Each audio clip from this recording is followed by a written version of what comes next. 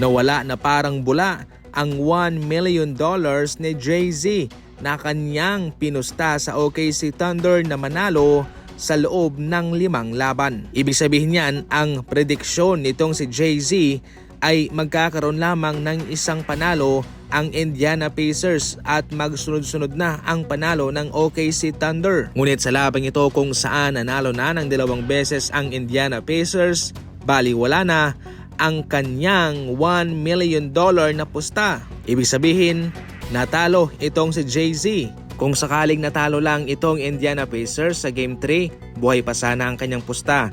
Pero dahil nga nakadalawa na ang Indiana, talo siya. Kung papala rin sana, aabot ho ng 3.3 million ang kanyang panalo. Magandang adjustment dito ng Indiana Pacers mga idol. Grabe yung kanilang depensa kay Shai Gilgeous-Alexander.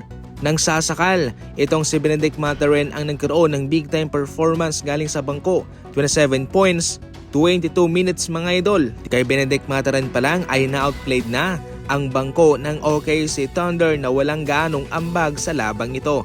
Si Haliburton naman 22 points, 9 rebounds, 11 assists and 4 3-pointer.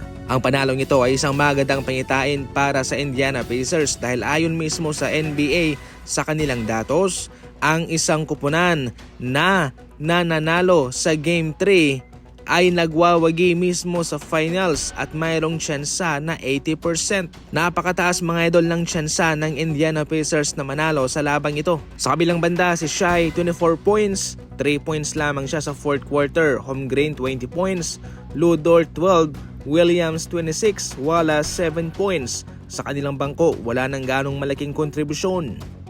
Samantala, kahit na ho nagparamdam itong si Kevin Durant na nais niyang mapunta sa Spurs via trade, hindi pa naman to final sapagkat marami pang pinagpipilian sa ngayon itong Phoenix Suns. Sa ngayon kabilang ang Rockets, Minnesota Timberwolves, ang Spurs, pati ang Knicks sa mga nagpapakita ng interest sa kanya. Ayon sa detalye mga idol, namimili pa ng mga magagaling na asset itong Phoenix Suns kung saan man sila makakapanalo ng labang ito sa trade.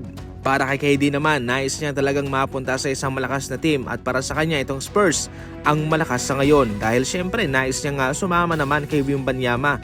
Kahit na mayroong blood clot injury itong si Wembanyama, aba kung ito'y healthy na kasama siya, siguradong sila'y unstoppable na. Nahihirapan na nga ang mga defender kay Wemby, especially sa kanyang mga jumper na ang tataas, mahirap talagang depensahan. Kung hindi naman siya titira sa 3-point line, kung siya'y aatake sa loob, aba dadaanan ka lang niya. Imagine kung mayroon pa siyang kasamang Kevin Durant, malaking spacing ang kanilang magagawa para sa isa't isa at sa kanilang mga sarili din.